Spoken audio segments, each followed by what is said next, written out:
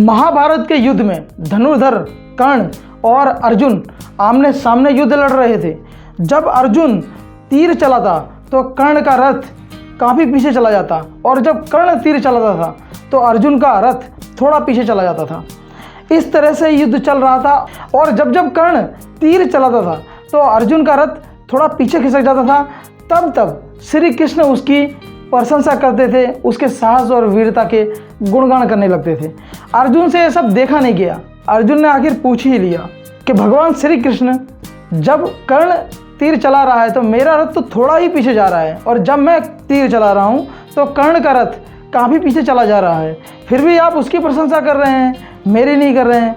तो भगवान श्री कृष्ण ने कहा कि कर्ण की तारीफ करना अति आवश्यक है, उसकी वीरता के गुणगान गाना बहुत ज़रूरी है, क्योंकि अर्जुन तुम्हारे साथ साक्षात मैं हूँ विराजमान और तुम्हारे ऊपर ध्वजा पे साक्षात हनुमान जी विराजमान हैं और तुम्हारे रथ के पहिए साक्षात शेष नाग ने थामे हुए हैं।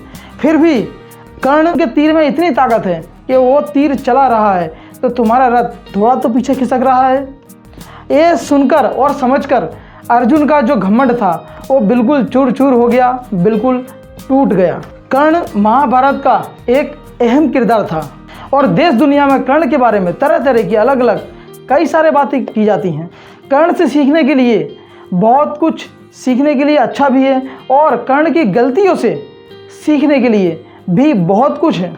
वेलकम करता हूं मैं आपका अपने चैनल पर, मैं किशोर पटेल, और आइए शुरू करते हैं। कवच कुंडल जिसने इंद्र को दान दिया था, मित्रता की खातिर जिसने अपना सर्वस्व बलिदान दिया था, धर्म मार्ग पर चलना जिसका स्वाभिमान था। जी हाँ, आपने सही पहचाना, कर्ण वाकई में महान था। 5 लर्निंग्स फ्रॉम कर्ण। तो आइए शुरुआत करते हैं। पहला सबक हम कर्ण के चरित्र से ये सीख सकते हैं कि किसी भी परिस्थिति में बाउंस बैक किया जा सकता है, किसी भी परिस्थिति में अपने आप को ढाला जा सकता है, किसी भी परिस्थिति से लड़ा जा सकता है। जब महाभारत में कर्ण और श्री कृष्ण का संवाद चलता है तो उसमें बहुत कुछ ऐसा लिखा हुआ है कि जब कर्ण कहता है भगवान श्री कृष्ण से कि श्री कृष्ण, मेरे साथ सब कुछ गलत हुआ, जब मेरी माँ ने मुझे पैदा किया तो मुझे पैदा होते ही मुझे छोड़ दिया गया, जाति के नाम पर हमेशा मुझे अलग कर दिया गया, अनाथ कहकर हमेशा मुझे ठुकरा दिया गया, मुझे द्रौपदी के स्वयंवर में भी जाति के नाम पर अलग छांट दिया गया, मुझे गुरुकुल में शिक्षा भी नहीं लेने दी। लेकिन कर्ण ने अपनी हर स्थिति में, हर सिचुएशन में खुद को ढाला, उसके अनुरूप बनाया, उससे संघर्ष किया, उससे लड़ा और हमेशा जीवन में बाउंस बैक किया। आज की तारीख में अगर इंसान पे छोटी मोटी तकलीफ आ जाती है तो वो बिल्कुल पूरी तरीके से टूट जाता है। हमें कर्ण से ये सीखना चाहिए कि आप बाउंस बैक कभी भी कर सकते हैं और कभी भी कुछ भी करने की हिम्मत आप में होती है तो कर्ण की तरह हमें हमेशा बाउंस बैक करना चाहिए। जब कर्ण को द्रोणाचार्य ने शिक्षा देने से मना कर दिया तब वह परशुराम के पास पहुंचा और उसने अपने आप को वहां पर एक योद्धा की तरह तैयार किया और न सिर्फ योद्धा की तरह तैयार किया बल्कि दुर्योधन से उसने मित्रता भी अंतिम सांस तक निभाई और महाभारत जैसा एक बड़ा और विशाल युद्ध भी लड़ा। कर्ण के चरित्र से ये हम साफ साफ सीख सकते हैं कि परिस्थिति कैसी भी हो आप बाउंस बैक कभी भी कर सकते हैं। दूसरा सबक आप कर्ण से ये सीख सकते हैं कि सिर्फ शिक्षक की नहीं बल्कि शिक्षक और स्वयं शिक्षक की भी इज्जत और क्रेडिट करनी चाहिए। कर्ण धनुर्विद्या सीखना चाहता था लेकिन जब वो द्रोणाचार्य के आश्रम में गया तब उसे पता चला कि वे सिर्फ क्षत्रियों को ही सिखाते हैं, अदर कास्ट वालों को नहीं सिखाते। और फिर वो एक सच्चे गुरु की तलाश में निकल गया और परशुराम के वहाँ पर उसे पता चला कि वे सिर्फ ब्राह्मणों को शिक्षा देते हैं। उसने ब्राह्मण बनने का नाटक किया और परशुराम जी से धनुर्विद्या सीखी और अपने आप को वहाँ उसने एक योद्धा के रूप में ढाला। एक बार की बात है जब परशुराम अपने शिष्य कर्ण की गोद में सर रखकर सो रहे थे, तब एक बिच्छू आता है और कर्ण के पैर के ऊपर के भाग में डंक मारता है। कर्ण ये सोचता है कि कहीं गुरुदेव की नींद ना डिस्टर्ब हो, इस कारण वह पूरा दर्द वह सहन कर लेता है। अचानक जब परशुराम की नींद खुलती है तो वो देखता है कि कर्ण की जांघ पर से खून बह रहा है और एक बिच्छू ने डंक मारा है। तो परशुराम उसे तुरंत ही कहते हैं कि इतना सामर्थ्य, इतनी सहनशीलता किसी ब्राह्मण में नहीं हो सकती, इतनी सहनशीलता केवल क्षत्रिय में होती है। सच बताओ तुम कौन हो। कर्ण के पास उस टाइम कोई आइडेंटिटी नहीं थी और परशुराम क्रोधित होकर उसको श्राप देते हैं कि तू तब मेरी शिक्षा भूल जाएगा जब तुझे सबसे ज़्यादा ज़रूरत होगी।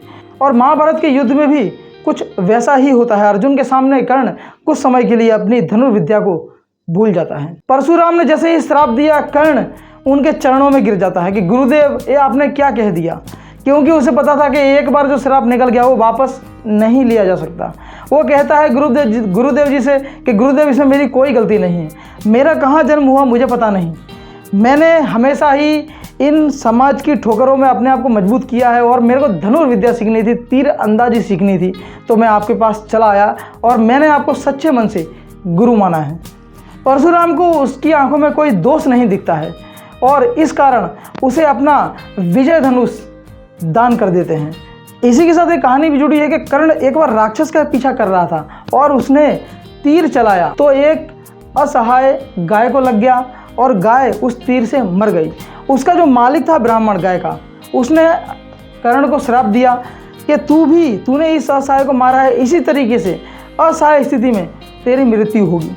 और युद्ध में भी वैसा ही होता है, जब वह असहाय होता है, जब कर्ण का रथ का पहिया कीचड़ में धंस जाता है और वो अपने पहिए को कीचड़ से निकालने के लिए जब नीचे उतरता है, तब असहाय स्थिति में अर्जुन अपने तीर से कर्ण के सर को भेदन कर देता है। तो दूसरे सबक से हम यह सीख सकते हैं कि हमेशा अपने अंदर के शिक्षक की इज्जत कीजिए और अपने गुरु और शिक्षक की भी इज्जत कीजिए। उनकी जो बात होती है वो हमारे फ्यूचर के लिए बहुत अच्छी होती है, उनकी हर बात को अपनी सर आंखों पर रखना चाहिए। और तीसरा सबक, कर्ण से हमें बहुत ही इम्पोर्टेंट सबक सीखने को मिलता है कि मित्रता न केवल उसने की बल्कि उसको अंतिम श्वास तक निभाया। आज की तारीख में हमारे कई सारे फ्रेंड्स होते हैं और जब कोई हमारे जीवन में बड़ी प्रॉब्लम आती है तो एक एक करके सब खिसक जाते हैं। शायद ही कोई बड़ी प्रॉब्लम में एक आध कोई खड़ा रहे। कर्ण ये जानता था कि पांडव युद्ध जीतेंगे क्योंकि उनके साथ में स्वयं श्री कृष्ण भगवान थे, लेकिन बावजूद इसके उसने दुर्योधन को विश्वास दिलाया कि नहीं, हम लड़ेंगे और हम जीतेंगे, और उसने अपना ये वादा अंतिम सांस तक निभाया। कौरवों की पूरी सेना कर्ण पर आंख बंद कर विश्वास करती थी। दुर्योधन ने भी अपनी मित्रता खूब निभाई। जब पांडवों ने पूरे राज्यसभा के सामने, सबके सामने कर्ण को कहा कि ये कहीं का राजा नहीं है, तब दुर्योधन ने अपना एक राज्य का राजा कर्ण को घोषित कर दिया था। उस दिन से कर्ण और दुर्योधन की दोस्ती कुछ ज़्यादा ही पक्की, मजबूत हो गई थी।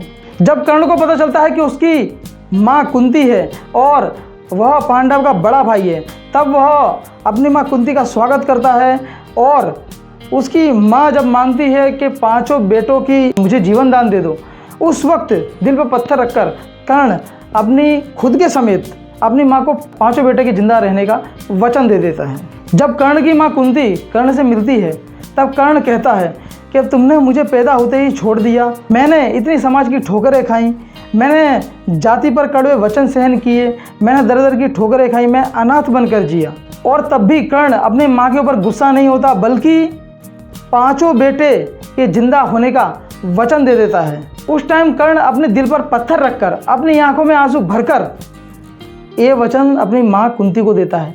इससे पता चलता है कि कर्ण का जो जिगर था वो कितना विशाल, कितना मजबूत और कितना बलशाली था। कर्ण सब जानता था, लेकिन फिर भी उसने अपनी मित्रता को अंतिम सांस तक निभाया। वह सब कुछ जानते हुए भी लड़ता रहा और आखिरी सांस तक उसने अपनी दोस्ती निभाई। अगर दोस्ती निभाना सीखना है तो हमें कर्ण से सीखना चाहिए। चौथा सबक, हमें कर्ण की एक गलती से ज़रूर सीखना चाहिए। दोस्तों, पूरे महाभारत में कर्ण से एक बहुत बड़ी गलती हुई थी। जब राजसभा में चौसर का खेल खेला जा रहा था और जिस वक्त पांडव हार जाते हैं, कौरव जीत जाते हैं, और दुर्योधन कहता है कि द्रौपदी को नग्न अवस्था में मेरी जंघा पर बैठा दिया जाए, तब उसको बाल पकड़कर द्रौपदी को घसीट कर लाया जाता है। और उस वक्त विकर्ण इस घटना के लिए मना करता है कि औरत की बेइज्जती करना ये कोई अच्छी बात नहीं है, ये बहुत ही गलत हो रहा है। तब कर्ण उससे वाद विवाद करने लगता है और कहता है कि ऐसी औरत के साथ में ऐसा ही होना चाहिए। जी हाँ दोस्तों, जो महाभारत में लिखा है उसके अनुसार कर्ण अपने पूरे मन से द्रौपदी के चीरहरण और उसकी बेइज्जती में शामिल था और यही उसकी बहुत बड़ी गलती थी, क्योंकि अगर महाभारत के युद्ध को कोई रोक सकता था तो ऐसे बलशाली काफ़ी सारे थे और उसमें एक कर्ण भी था कि अगर वो चाहता तो महाभारत के युद्ध को रुकवा सकता था। लेकिन द्रौपदी का चीरहरण उसने होने दिया, उसकी बेइज्जती होती रही और वो हंसता रहा। यही उसकी सबसे बड़ी गलती बनी और आखिर में कौरवों को, कर्ण को द्रौपदी की इज्जत का बदला अपनी मौत से चुकाना पड़ा। तो हम कर्ण की इस गलती से ये सीख सकते हैं कि औरत की, किसी भी स्त्री की आबरू और किसी भी औरत की इज्जत जो है वो कभी नहीं उछालनी चाहिए। औरत का हमेशा सम्मान करना चाहिए, स्त्री की इज्जत का हमेशा सम्मान करना चाहिए। किसी भी स्त्री की इज्जत से कभी भी खिलवाड़ नहीं करना चाहिए। एक कर्ण की इस गलती से हम सीख सकते हैं कि नारी जात का हमेशा सम्मान करें। और पांचवा लेसन हम कर्ण से ये सीख सकते हैं कि दोस्तों, आपके पास अगर ज़्यादा पैसा है तो आप उस पैसों को धर्म कल्याण और किसी की सहायता में लगा सकते हैं और लगाना भी चाहिए, क्योंकि बच्चा बच्चा जानता है कि कर्ण जैसा दानवीर इस पूरी दुनिया में आज तक कोई नहीं रहा है। कर्ण ने बचपन से ही हमेशा ही कुछ ना कुछ दान करते आया है, कुछ ना कुछ छोड़ते आया है। जब कुंती ने उसको छोड़ दिया जन्म से ही, तब भी उसके बचपन में उसने हर एक चीज़ सहन की और कुछ ना कुछ छोड़ते आया। और जब वह राजा बना तब भी अपने साम्राज्य के सोने में से वो रोज़ थोड़ा सा सोना दान करता था। उसके राज्य में कम ही गरीब और दरिद्र लोग हुआ करते थे। श्री कृष्ण और कर्ण का जो महाभारत में संवाद मिलता है उसमें कहा गया है कि श्री कृष्ण कहते हैं कि कर्ण को उसकी वीरता के लिए और उसके दानवीरता के लिए ये दुनिया हमेशा याद रखेगी। तब अर्जुन कहता है कि ये इतना तो दानी नहीं हो सकता, इतना महादानी तो कैसे हो सकता है। तब श्री कृष्ण उसे बताते हैं कि तुम देखते जाओ और मैं क्या करता हूँ। तब श्री कृष्ण एक ब्राह्मण का रूप बनाकर अंत समय में, जब कर्ण की मृत्यु हो रही थी उस समय में उसके पास जाते हैं और ब्राह्मण श्री कृष्ण के रूप में उसको कहते हैं कर्ण से कि मैं तो आपसे कुछ मदद मांगने आया था, लेकिन अभी तो आप मृत्यु की हालत में हैं। ऐसी स्थिति में मैं क्या मांगूँ, मुझे कुछ समझ में नहीं आ रहा है। ठीक है, मैं कुछ नहीं मांगता हूँ, लेकिन कभी आने वाले कोई जन्म में मुलाकात होगी, ऐसी उम्मीद के साथ मैं चलता हूँ। तब कर्ण उस ब्राह्मण को रोक लेते हैं और वहीं पर मृत्यु के समय ही पत्थर से उठाकर अपने एक सोने का दांत तोड़ते हैं और उस ब्राह्मण को दान कर देते हैं। और कर्ण कहते हैं कि इससे ज़्यादा मेरी ताकत नहीं है। तब ब्राह्मण रूप में श्री कृष्ण बहुत खुश हो जाते हैं और वे अपने असली रूप में आ जाते हैं। श्री कृष्ण मुस्कुराकर कहते हैं कि मैं खुश हूँ तुम्हारी इस दानवीरता से, तुम मांगो मुझसे कोई भी 3 वरदान मांग सकते हो। तब कर्ण पहला वरदान मांगता है कि मेरे वंश के जितने भी लोग हैं उनके साथ कभी अन्याय ना हो, इसका प्रभु आप ध्यान रखना। दूसरी चीज़ कि आप सदैव मेरे राज्य में ही रहना। और तीसरा वरदान वो मांगता है, कहता है कि मेरा अंतिम संस्कार प्रभु आप अपने हाथों से करना। बताया जाता है कि महाभारत में श्री कृष्ण कर्ण का जो अंतिम संस्कार है अपने हथेली पर करते हैं। बचपन से लेके अंतिम श्वास तक कर्ण ने हमेशा लोगों को, दुनिया को कुछ ना कुछ दिया ही है।